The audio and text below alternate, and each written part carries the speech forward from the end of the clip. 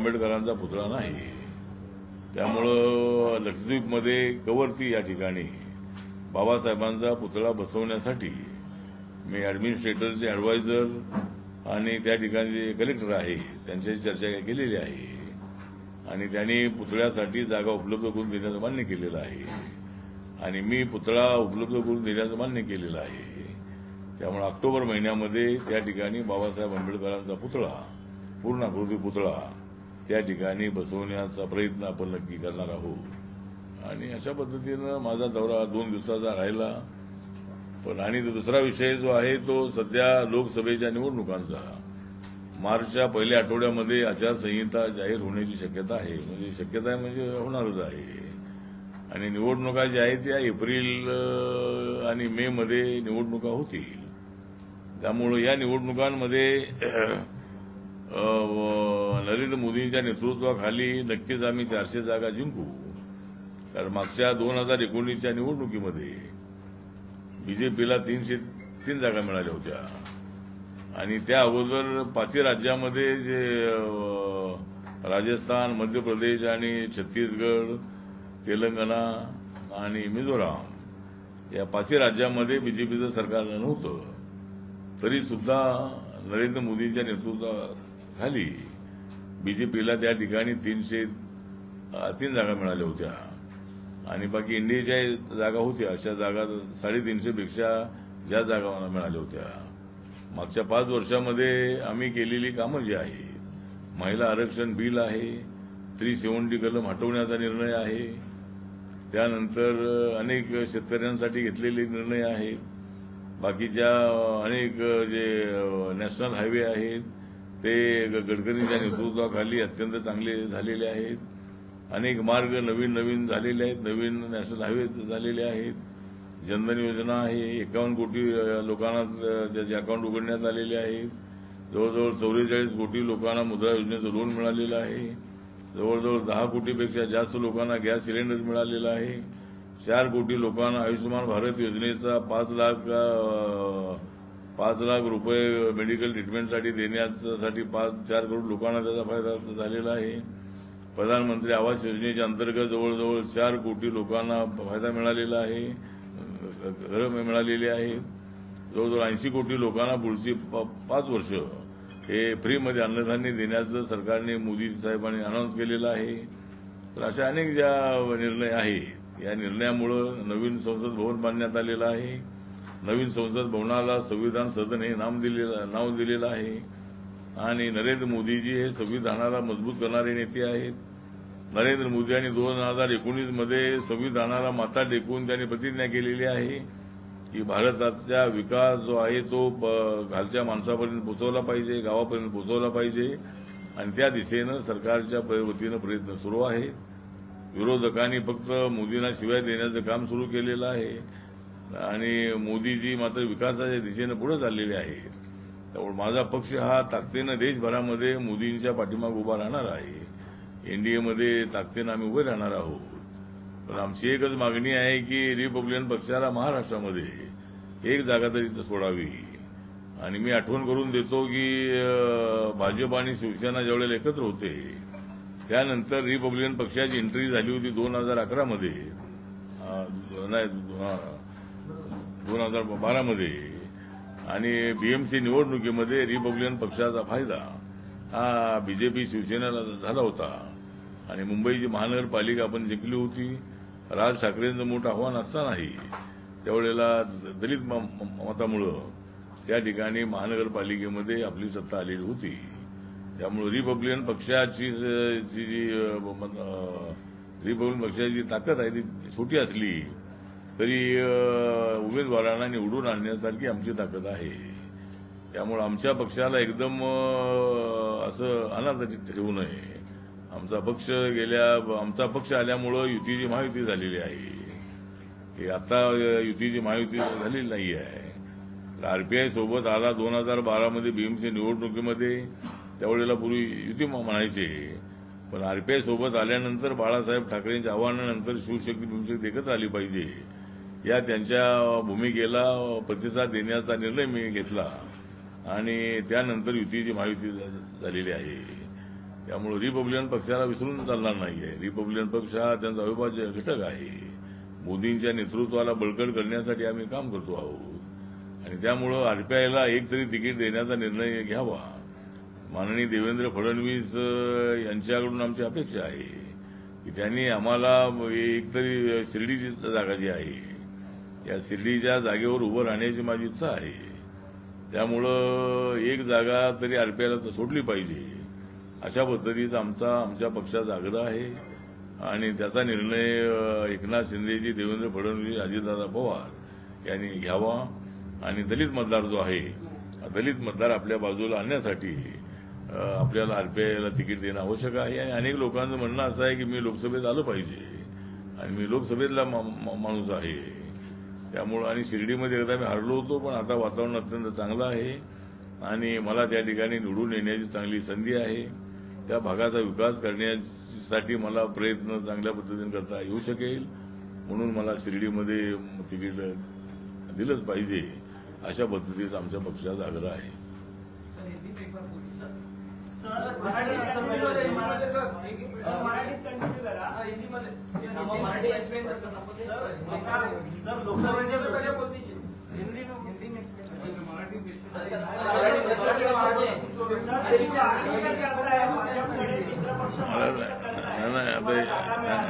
नाही हिंदीमध्ये नाही हिंदीचं सांगतो थोडं आणि मग प्रश्न विचारा. तो मैं लक्षद्वीप का 2 दिन का दौरा करके मैं आया हूँ और लक्षद्वीप बहुत ही सुंदर प्लेस है. इस तरह मालदीव भी अनेक बेटों का मालदीव है, उसी तरह लक्षद्वीप भी बहुत सुंदर है. 2 और 3 जनवरी को माननीय प्रधानमंत्री नरेंद्र मोदी जी वहां जाकर आए और उसके बाद मैंने निर्णय लिया कि मुझे मालदीव जाना था, लेकिन मालदीव में न जाकर मालदीव वालों ने हमारे प्रधानमंत्री जी का अपमान किया था और प्रधानमंत्री जी कोई मालदीव के खिलाफ बोलने के लिए नहीं गए थे. उन्होंने इतना ही बताया था कि अपना लक्षद्वीप बहुत सुंदर है और लोगों ने यहाँ आना चाहिए, इतना उन्होंने बोला था. लेकिन वहां के मंत्रियों ने गलत टिप्पणी करके बाद में उन्होंने माफी मांगी तो ठीक है, लेकिन लक्षद्वीप तो हमारे इंडिया के सबसे ज्यादा 80-90% जो टूरिस्ट है, इंडिया के टूरिस्ट वहां मालदीव में जाते थे, उस पर उनकी इकोनॉमी डेवलप होती थी. लेकिन उन्होंने गलती की, तो इसीलिए मुझे लगता है कि मैंने मालदीव ना जाकर मैंने तय किया कि मैं लक्षद्वीप जाऊंगा. और लक्षद्वीप में मैं गया था. वहां क्या पॉपुलेशन जो है 70,000 ही है. वहां 27 आइलैंड्स है और वहां 10 आइलैंड में लोग रहते हैं और कवरत्ती नाम का जो एक बेट है, आइलैंड है, वहां उनका जो जिला प्लेस उधर है, एडमिनिस्ट्रेटर का ऑफिस भी उधर है, कलेक्टर भी वहां रहते हैं और पूरे ऑफिसर जो होते हैं वो भी मतलब उधर है. तो एक सुंदर इलाका है. मैंने भी क्यूबा स्विमिंग मैंने उधर किया था और मुझे वो एरिया बहुत अच्छा लगा. वहां के लोगों ने मुझे बताया है कि भाई वहां महंगाई थोड़ी बहुत ज्यादा है, वहां पेट्रोल डीजल की कीमत भी ज्यादा है, सब्जियों की कीमत भी ज्यादा है, बाकी अनाज तो उनको फ्री में मिल रहा है. और वहां सब एक खास बात यह है कि वहां सब ट्राइबल है. ये ट्राइबल मुस्लिम ट्राइबल है, मतलब वो जो लोग है ये मुस्लिम ट्राइबल है. हमारे फैजल वहां से एनसीपी के मेंबर ऑफ पार्लियामेंट भी है. वहां हमारे एसएम सईद जी है, कांग्रेस से कम 8-9 बार 9-10 बार वो वहां से मेंबर ऑफ पार्लियामेंट रहे थे. तो वो इलाका छोटा इलाका है लेकिन बहुत सुंदर इलाका है. तो वहां की महंगाई कम करने के लिए, मतलब महंगाई मतलब पूरा ट्रांसपोर्ट से आता है, इसीलिए वहां महंगी सभी साहित्य मिलता है. जरूर मैंने आश्वासन दिया है कि भाई मैं प्रधानमंत्री से बात करके जरूर इसमें अगर कोई सब्सिडी दे सकते हैं क्या, जिस तरह अनाज आपको फ्री मिल रहा है उसी तरह सब्जी में क्या कीमतें कम कैसी हो सकती है क्या, इसके बारे में भी हम विचार करेंगे. या डीजल पेट्रोल के बारे में भी कुछ सब्सिडी सरकार देकर उनको उसका फायदा कैसा दे सकते हैं, गैस सिलेंडर भी वहाँ यहाँ 900 रुपये है, लेकिन वहाँ कुछ 1600 रुपये में मिलता है। तो ये उनको बहुत बड़ी तकलीफ है। तो इसीलिए हमने आश्वासन दिया है कि भाई भारत सरकार जरूर विचार करेगी। वहाँ का एयरपोर्ट बड़ा करने की आवश्यकता है। जो अगाती में वहाँ का एयरपोर्ट है, वहाँ बोइंग विमान वगैरह वहाँ जाना चाहिए।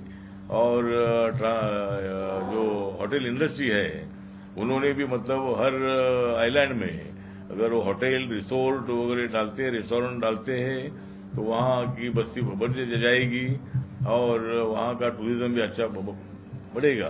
तो इसीलिए मैं कुछ होटल मालिकों से मैं बात करने वाला हूँ और इसी तरह मतलब मैं वहाँ जाकर आया हूँ।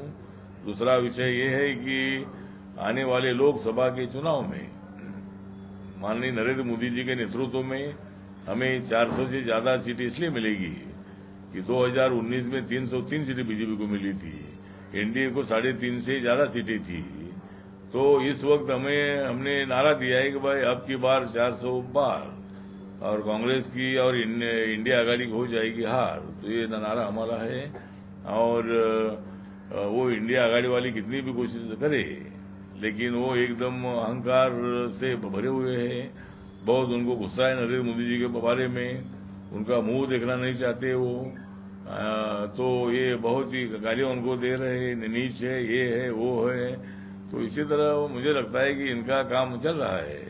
इसीलिए जनता हमारे साथ है और हम 400 से ज्यादा सीटें चुनकर लाएंगे एनडीए, और बीजेपी 370 तक सीटें जीत सकती है। जिस तरह हमने 370 आर्टिकल हटाए हैं जम्मू कश्मीर से और वहाँ तिरंगा झंडा लग रहा है, वहाँ मतलब जो आतंकवाद था बहुत बड़ा खत्म हो चुका है।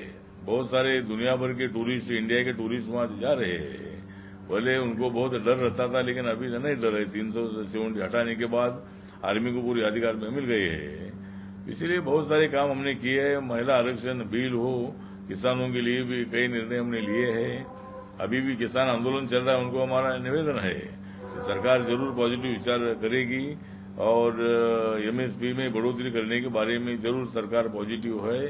तो जल्दी इनका आंदोलन खत्म हो, ऐसी हमारी अपेक्षा है। लेकिन किसानों ने भी सहयोग करने की आवश्यकता है। तो इसी तरह वो एक विषय है। और दूसरा विषय है आरपीआई को एक टिकट मिलनी चाहिए। शिरडी से मैं लड़ना चाहता हूँ। मैं पार्टी का नेशनल प्रेसिडेंट भी हूँ। मेरी पार्टी हर राज्य में काम करती है। अंडमान निकोबार में भी बहुत जल्द आरपीआई की स्थापना हो रही है। अंडमान निकोबार में आरपीआई की स्थापना हो चुकी है 6 महीना पहले, और अभी लक्षद्वीप में भी 1-2 महीने में आरपीआई की स्थापना होने वाली है। तो हर राज्य में आरपीआई है। नागालैंड में हमारे 2 एमएलए हैं। तो इसी तरह मुझे लगता है कि आरपीआई को महाराष्ट्र में 1 सीट मिलनी चाहिए, यूपी में 1 सीट मिलनी चाहिए। इसी तरह की हमारी मांग है और मेरा आग्रह है कि भाई हमें टिकट देने के बारे में माननीय देवेंद्र फडणवीस जी ने थोड़ा ध्यान देने की आवश्यकता है। मैं दोपहर अमित शाह जी और जेपी नड्डा जी को मैं मिला हूं और उनको भी मैंने मेरी भूमिका उनके सामने रखी है। तो महाराष्ट्र में आरपीआई को एक टिकट भी नहीं मिलेगी तो संदेश अच्छा नहीं जाएगा। तो आरपीआई को 1 सीट मिलनी चाहिए और आरपीआई महायुति में है, इसका ध्यान भी मतलब ये 3 पार्टी के लोगों ने रखना चाहिए। खाली 3 पार्टी की सरकार है, 3 पार्टी की सरकार है, इसी तरह की भूमिका लेना ठीक नहीं है। इससे हमारे समाज में नाराजगी पैदा होती है कि भाई आरपीआई उसमें है कि नहीं है। तो इसीलिए आरपीआई का नाम भी लेते रहना चाहिए, ऐसा मुझे लगता है। तो जरूर मतलब देवेंद्र फडणवीस जी एक अनुभवी नेता है और एकनाथ शिंदे जी भी महाराष्ट्र के मुख्यमंत्री है, अजीत दादा डिप्टी सीएम है।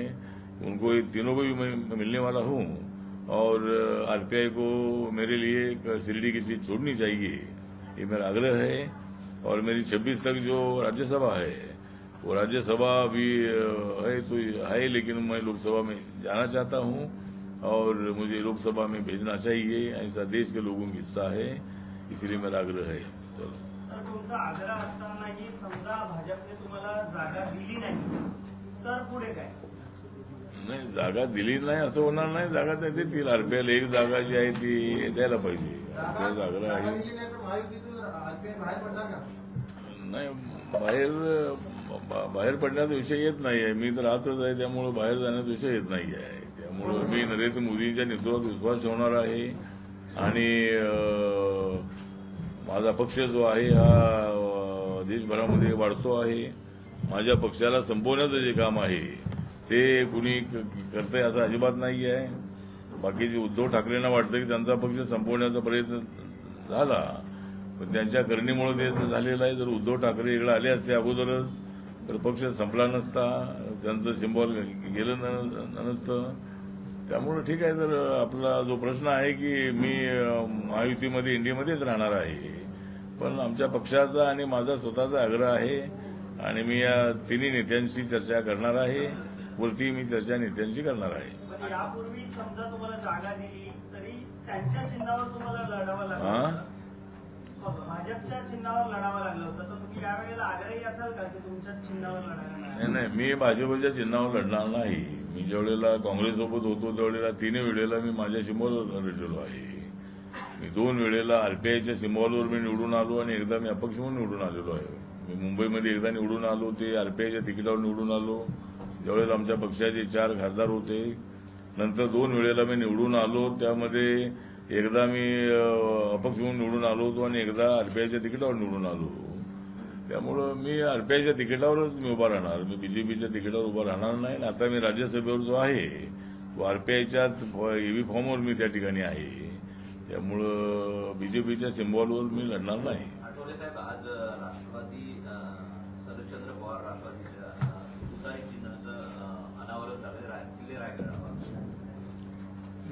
त्यांनी आता अनावरण करायचं आहे, त्यांनी करावं. जसं आता शुभेच्छा आहेत का तुमच्या त्यांना? नाही, जसं पुतळ्याचं अनावरण करतात तसं त्यांनी तुतारीचं अनावरण केलेलं आहे.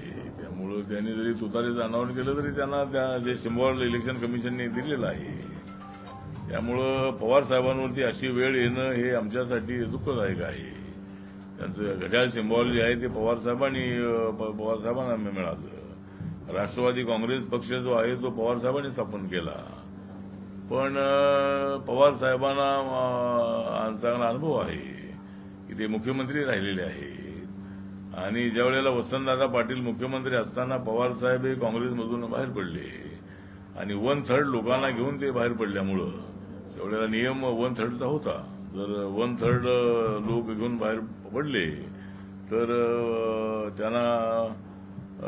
त्यांना ती संधी मिळाली, पण आता त्यांचा पक्ष ऑल इंडियाचा असल्यामुळं त्यांचा पक्ष तसा त्या काळामध्ये काँग्रेस पक्ष जो आहे तो ऑल इंडियाचा असल्यामुळं शरद पवार यांना काही ते सिम्बॉल ते काँग्रेस पंजाब मिळालं नाही. पण इथं एकनाथ शिंदेजी यांच्याबरोबर 40 आमदार आले. हा पक्ष महाराष्ट्रापुरताच आहे आणि आपला एकनाथ शिंदेची शिवसेना उद्धव ठाकरेंची बाळासाहेबांची महाराष्ट्रापुरतीच आहे आणि एकनाथ आपल्या पवार साहेबांचा पक्षही हा इथल्या राज्यातलाच आहे. त्यामुळे 2/3 मेजॉरिटी या दोघांच्या सोबत आल्यामुळं त्यांना सिम्बॉल मिळालेला आहे. आता तुतारी पवार साहेबांना मिळालेली आहे, त्यांनी तुतारी वाजवून प्रचार करावा. आम्ही आमचं बीजेपीचं कमळ लावून आम्ही प्रचार करू. नंतर धनुष्यबाण लावून एकनाथ शिंदेचे लोक प्रचार करतील, असे दादाचे लोक हे घड्याळाचा सिम्बॉल लावून प्रचार करतील. त्यामुळे आम्हाला काही अडचण अजिबात नाही. त्यामुळं माझ्या पवार साहेबांना शुभेच्छा आहेत की त्यांनी तुतारी सिम्बॉल हे लोकांपर्यंत पोचवावं. आमचं कमळ अगोदरच पोचलेलं आहे, त्यामुळं तुमचं एवढा उशिरा किती पोचेल हे सांगता येत नाही. आता तुम्ही म्हणालात की पवार साहेबांवर जी वेळ आलेली आहे ती दुर्दैवी आहे, त्यांचं चिन्ह काढून गेलं, नवीन चिन्हावर त्यांना लढावं लागतंय. तसंच काहीसं शिवसेनेसोबत देखील झालेलं आहे. त्यांचं देखील नाव पक्ष चिन्ह काढून घेण्यात आलं आणि ते एकनाथ शिंदेना देण्यात आलेलं आहे आणि या सगळ्या पाठी भाजप असल्याचा आरोप केला जातो. त्यावर आपली काय प्रतिक्रिया? नाही, माझी प्रतिक्रिया ही आहे की त्याच्या पाठीमागे भाजप अजिबात नाही. तर ज्यावेळेला 1/3 मेजॉरिटी असायची त्यावेळेला बऱ्याच वेळेला सरकार पडत होती आणि त्यामुळं मग नंतर 2/3चा कायदा करण्यात आलेला आहे. 2/3 मेजॉरिटीनं जर काही आमदार असे एक समूह जर असा एकत्रित असला तर त्याला मान्यता देण्याचा अधिकार इलेक्शन कमिशनला आहे. कोणता पक्ष खरा पक्ष ज्याच्याकडे 40 आमदार आहेत तो पक्ष की ज्याच्याकडे 14 आमदार आहेत तो पक्ष, ज्याच्याकडे 42 आमदार आहेत तो पक्ष की ज्यांच्याकडे 14 आमदार आहेत तो पक्ष, 12 आमदार आहेत. तर म्हणून याच्या पाठीमागे बीजेपीचा अजिबात काही संबंध नाही. इलेक्शन कमिशननी मेरिटवरती तो निर्णय दिलेला आहे आणि त्यानंतर माननीय राहुल नार्वेकरांनी मेरिटवरती तो निर्णय दिलेला आहे. उलट सगळे आमदारांची आमदारकी त्यांनी 6 महिन्यापर्यंत 8 महिन्यापर्यंत त्यांनी ठेवलेली आहेत. चांगली गोष्ट आहे. त्यामुळे निर्णय त्या राहुल नार्वेकरांचा अत्यंत चांगला निर्णय आहे आणि त्याच्या पाठीमागे बीजेपीचा काही संबंध नाही. जागा मिळावी यासाठी तुम्ही आग्रही आहात, मात्र जागा नाही मिळाली तरी युतीतून बाहेर पडणार नाही असं देखील नाही. नक्की करणार तरी काय आहात? समजा जागा मिळाली नाही तर नाही, जागा मिळाली नाही, जागा मिळणार आहे. जागा मिळणार नाही. सर, आपकी बार 400 पारची घोषणा होतीये, तेवढं सहज शक्य आहे का? मोदी सरकारची घोषणा होतीये, मोदींची आपकी बार 400 पार सहज शक्य आहे का? काय शक्य आहे का? 400च्या पेक्षा जास्त आहे का? हा, 400 पेक्षा जास्त यासाठी आम्हाला विश्वास आहे की आपल्याला मी सांगितलं की एनडीएच्या जागा 400 पार. तर मागच्या वेळेला एनडीएच्या जागा 350 पर्यंत होत्या. 303 बीजेपी आणि बाकीच्या एनडीएच्या जागा होत्या. तर आता 400 पार म्हणजे 40-50 जागा वाढवण्याचीच आमची घोषणा आहे. आणि मागच्या 5 वर्षापेक्षा या 5 वर्षातले निर्णय मोठे निर्णय झालेले आहेत. महिलांना आरक्षण देण्याचा निर्णय झाल्यामुळे महिला खुश आहेत आणि अनेक निर्णय झाले. मी अगोदरही सांगितलं 370 आर्टिकल हटवण्याचा निर्णय जम्मू काश्मीरमध्ये चांगला आहे. आणि अनेक आता माझ्या मंत्रालयाचं बजेट जे आहे ते 1,59,000 कोटीच आहे आमचं सोशल जस्टिसचं. त्यामुळे सर्व घटकांना न्याय देण्याची त्यांची भूमिका, नॅशनल हायवे अत्यंत चांगले सुंदर बनवण्याचा त्यांचा निर्णय, 80 करोड लोकांना फ्रीमध्ये धान्य 5 वर्षे देण्याचा निर्णय आणि जनधन योजना, आवास योजना, उज्ज्वला योजना, आयुष्यमान भारत योजना अशा सगळ्या योजनांचा फायदा लोकांपर्यंत पोहोचलेला आहे. त्यानंतरचा दुसरा एक निर्णय आहे तो 10% लोकांना आरक्षण देण्याचा. 10% लोकांना इकॉनॉमी विकर सेक्शन जो आहे त्या इकॉनॉमी विकर सेक्शनला 10% आरक्षण देण्याचा निर्णय आम्ही घेतलेला आहे. आणि आता महाराष्ट्रामध्येही मराठा समाजाला आरक्षण देण्याचा निर्णय झालेला आहे. 10% स्वतंत्र आरक्षण देण्याचा अभिनंदनीय निर्णय आहे. त्यामुळं मनोज जरांगे पाटील यांनी आपलं आंदोलन थांबवावं आणि मराठा समाजाला आता न्याय मिळालेला आहे. त्यामुळं मनोज जरांगे पाटील यांना माझा पूर्ण पाठिंबा राहिलेला आहे आणि अजूनही त्यांना आपला पाठिंबा आहे. ते अत्यंत चांगले चाणक्य नेते आहेत. अत्यंत चांगली भूमिका ते मांडतायत. एका ग्रामीण भागातून आल्यानंतर इथे मराठा समाजासाठी त्यांनी फार मोठं काम केलेलं आहे. मराठा समाजाला खडबडून जागं करण्याचं काम त्यांनी अनेक वर्षानंतर जे नेते झाले त्या नेत्यांमध्ये जरांगे पाटील हे सगळ्यात नंबर 1ला आहे आणि त्यांनी मराठा समाजाला खडबडून जागं केलेलं आहे. पण वयोवृद्ध लोकांना उपोषण करायला लावू नये आणि आता उपोषणाची आणि रस्ता रोकोची आवश्यकता नाही आहे. एकदा सरकारने जाहीर केलेलं आहे त्याप्रमाणे त्याचं इम्प्लिमेंटेशन होणारच आहे आणि म्हणून त्यांनी थोडं सरकारला सहकार्य करावं अशी माझी भूमिका आहे. सर, महायुतीमध्ये बाहेरच्या नेत्यांची संख्या वाढते. आता अशोक चव्हाणांना देखील राज्यसभेवर पाठवण्यात आलं. मनसे देखील भाजपच्या संपर्कात आहे. तर बाकीच्यांसोबत युती होते पण आरपीआय सोबत दुजाभाव होतो असं वाटतं का आपल्याला? नाही, आरपीआय सोबत म्हणजे आम्ही काही फार जागा मागतोय असं नाहीये. आरपीआयला एकच जागा हवी आहे, त्याचा विचार करावा. अजून काही चर्चा तशी झालेली नाही आहे. त्यामुळे आरपीआयला दुजाभाव वगैरे मिळतो असं काही तर नाही आहे. आरपीआयला सन्मान मिळतो आहे. माझे मोदींशी अत्यंत चांगले संबंध आहेत. सगळ्यांशी माझे अनेक वेळेला भेट होत असते.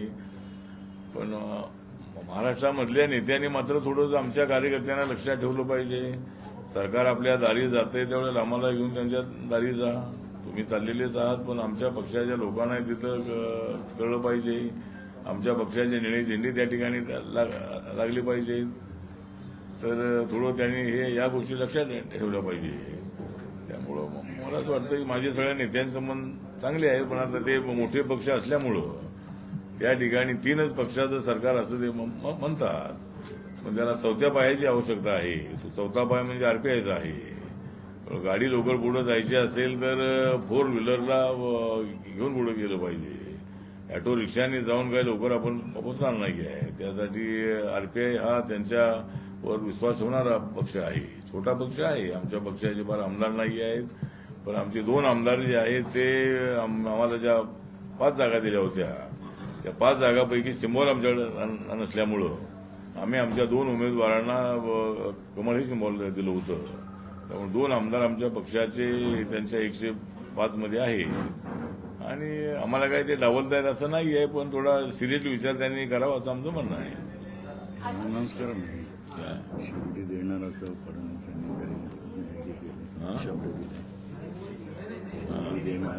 देणार असा फडणवीसांनी शब्द दिला. हो कधी म्हणाले ते बोललो ना, भेटलो ना त्यांना. ते बोल काय बोला हा ते म्हणजे यांना फक्त विचारायचं, पण ते तयार आहे तिथं पण.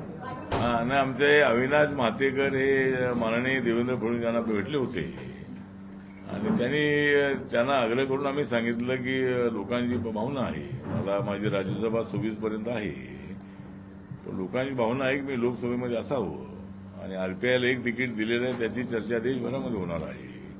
दलित मतदारांना आकृष्ट करण्यासाठी थोडंसं आता फक्त आता ती जागा द्यायची कशी तर ते आता बीजेपीच्या कोट्यातून द्यावी लागेल. इथं शिवसेनेच्या कोट्यामध्ये आम्ही नाही, राष्ट्रवादीच्या कोट्यामध्ये आम्ही नाही, आम्ही आहोत ते शिवसेनेच्या कोट्यामध्ये आहोत, आपल्या बीजेपीच्या कोट्यामध्ये आहोत. आणि मागच्या वेळेला माझं मंत्रिपद असंच उकलं होतं की मी शरद पवारांच्या कोट्यामध्ये होतो, त्यामुळं मला त्या युपीएच्या काळामध्ये मंत्रिपद मिळालं नव्हतं. ठीक आहे, आपण देवेंद्र फडणवीस यांनी पॉझिटिव्हली सांगितलेलं आहे की त्याचा विचार होऊ शकतो असं अविनाश म्हातेकरांना त्यांनी आश्वासन दिलेलं आहे. त्यामुळे नंतर आता मी त्यांच्याशी भेट घेणार आहे, त्यामुळे काही अडचण येईल असं मला वाटत नाही आहे. आणि 1 जागा दिली तर त्याचा देशभर चांगला प्रचार होईल, महाराष्ट्रामध्ये चांगला प्रचार होऊ शकेल, एवढंच आमचं म्हणणं आहे. चला ठीक आहे. चला सर, पालिकेचा एक शेवटचा प्रश्न घ्या ना. हा शेवटचा घ्या. पालिकेमध्ये जे सफाईची कामं चालतात तर स्वच्छ मुंबई प्रबोधन अभियान आहे, त्या अभियानाच्या अंतर्गत काम करणाऱ्या विविध अशा सामाजिक संस्था आहेत, महिलांच्या संस्था आहेत, त्यात कार्यरत असणाऱ्या 10,400 स्वयंसेवकांवरती पालिकेच्या मनमानी कारभारामुळे बेरोजगारीची कुऱ्हाड कोसळते. तर त्यांच्या पाठी आपण कशी उभी राहणार? पालिकेला या संदर्भात जाब विचारणार आहात? 200 कोटीचं जे काम आहे ते 1200 कोटीपेक्षा जास्त झालेलं आहे. त्यांनी टेंडर पण काढले मुंबई महानगरपालिकेमध्ये. नाही तर त्यासाठी मी आता कामगारांची जर मला डिटेल माहिती मिळाली तर आतापर्यंत काय मला विषय माहिती नाही, पण जे विषय माझ्यासमोर येतात त्याची शहानिशा करू, आपण त्यांना मदत करण्याचा प्रयत्न करतो. तर 10,000 कामगारांना जर नोकरीवरून जर त्यांच्या नोकरीवर कुऱ्हाड कोसळणार असेल तर नक्की मी त्यामध्ये लक्ष घालेन आणि मुख्यमंत्री उपमुख्यमंत्र्यांना बोलून त्या कामगारांना कसा नाही देता येऊ शकेल त्याचा नक्की मी विचार करेन. फक्त मी त्यांच्याशी भेटून त्याची माहिती घेतो आणि त्यांना मदत. पवार साहब को चुनाव चिन्ह तुतारी मिला, अपने अंदाज में बताइए सर, तुतारी मिल गई पवार साहब को? नहीं, पवार साहब को तुतारी मिली तो मैं क्या करूं? नहीं, उनको मिल गई, उनको हार्दिक बधाई है. पवार साहब हमारे अच्छे नेता भी रहे हैं, हमारे मित्र भी रहे हैं और आज भी पवार साहब से मेरे संबंध अच्छे हैं. जब हम दिल्ली में हमारी मुलाकात होती है तब बाकी की बातें हम करते हैं लेकिन पॉलिटिकल बात नहीं करते हैं. अजीत दादा कैसे गए मैं नहीं पूछता हूं और तुम क्यों इधर गए वो भी मुझे पूछते नहीं है. तो लेकिन ऐसी हमारी दोस्ती है. तो पवार साहब को इतनी उम्र में पवार साहब इतना काम कर रहे बहुत अच्छी बात है, लेकिन अजीत दादा ने उनको काम पे लगाया है. तो इसीलिए मुझे लगता है कि उनको तुतारी मिली है. तुतारी एक अच्छा सिंबल है और वो राष्ट्रवादी कांग्रेस इसका प्रचार करे. उनको हमारी बधाई है. जैसे आपने कहा कि आपकी मांग है कि महाराष्ट्र में 1 सीट आरपीआई को दिया जाए और यूपी में 1 सीट दिया जाए, तो महाराष्ट्र के लिए आपने देवेंद्र फडणवीस जी से मुलाकात की, बात करने की कोशिश की है, तो यूपी में आप किससे बात करेंगे? क्या म्हणून यूपी मध्ये कुणाला बोलणार यूपी महाराष्ट्रात इथे बोलणार. हाँ यूपी के लिए भी मैंने मतलब उत्तर प्रदेश का जो क्लाइमेट है सद्या तो अभी तो 80 की 80 सीट बीजेपी की चुनकर आएगी ऐसा वातावरण है। वहां सपा बसपा अलग अलग लड़ रहे हैं, वहां कांग्रेस सपा एक साथ लड़ रहे हैं, ठीक बात है, उससे कोई हमको फर्क नहीं पड़ेगा। लेकिन अपने चौधरी का नाम क्या है, जयंत चौधरी जो अखिलेश यादव जी के साथ थे विधानसभा के चुनाव में, उसके बावजूद भी बीजेपी को बहुत अच्छी सीटें मिली थी। तो मुझे लगता है बीजेपी, हमने योगी आदित्यनाथ जी से बात की है कि मुस्लिम कम्युनिटी आरपीआई के साथ बड़ी संख्या में आ रही है, तो नगीना या समल की जो सीट है वो दोनों में से एक सीट हमको मिलनी चाहिए। इसका एक पत्र मैंने अमित शाह जी और जेपी नड्डा जी को दिया है और योगी आदित्यनाथ जी से मैंने बात की है। और 4 मार्च को एक बड़ी रैली लखनऊ में हमने रखी है जिसमें 25-30 हजार लोग जमा हो गए और उसमें मुख्यमंत्री साहब को मैंने निमंत्रण दिया है। अभी तक उनका क्लियरेंस आया नहीं है, लेकिन 4 तारीख को एक अच्छी रैली आरपीआई की हो रही है और बहुत सारे बहुजन समाज पार्टी के लोग आरपीआई में आ रहे हैं। तो यूपी में भी हमको एक आधी सीट मिलती है तो उसका फायदा ज्यादा बीजेपी को होगा और इस वक्त 80 की 80 सीटें मतलब बीजेपी को मिलेगी ऐसा हमें पूरा विश्वास है। हाँ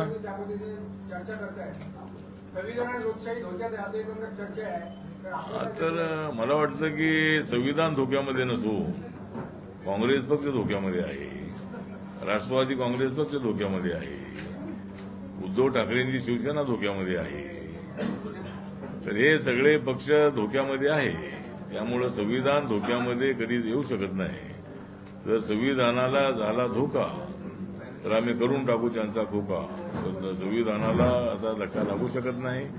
आणि नरेंद्र मोदी यांनी 2019 मध्ये संविधानाला माथा टेकून शपथ घेतलेली आहे।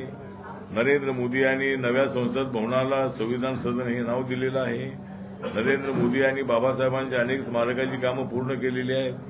मुंबईमध्ये 3700 कोटी रुपये किमतीची इंदू मिलची जागा ही बाबासाहेबांच्या स्मारकाला दिलेली आहे आणि त्या ठिकाणी 350 फुटाचा आणि 100 फुटाचं फाउंडेशन असा 450 फुटाचा भव्य पुतळा तिथे उभा राहणार आहे।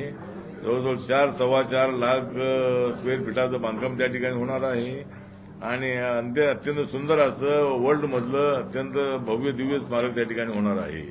तर अनेक कामं नरेंद्र मोदींनी केलेली आहेत। त्यामुळं बाबासाहेबांनी दिलेलं संविधान म्हणजे सर्व धर्म समभाव। ज्या काँग्रेस पार्टीला माझा सवाल आहे की त्यांचा एक कोण अमेरिकावाला साम पित्रोदा हे अमेरिकेमध्ये राहतात, मोठे विचारवंत आहेत आणि ते काँग्रेसला सपोर्ट करणारे आहेत। त्यांनी मध्यंतरी एक ट्विट केलं की संविधानामध्ये बाबासाहेब आंबेडकरांच्या पेक्षा पंडित जवाहरलाल नेहरूंचा ज्यादा रोल आहे किंवा ज्यादा त्यांचं काम त्यामध्ये आहे। पण संविधानाचं नाव घेतलं की बाबासाहेबांचं नाव येतं।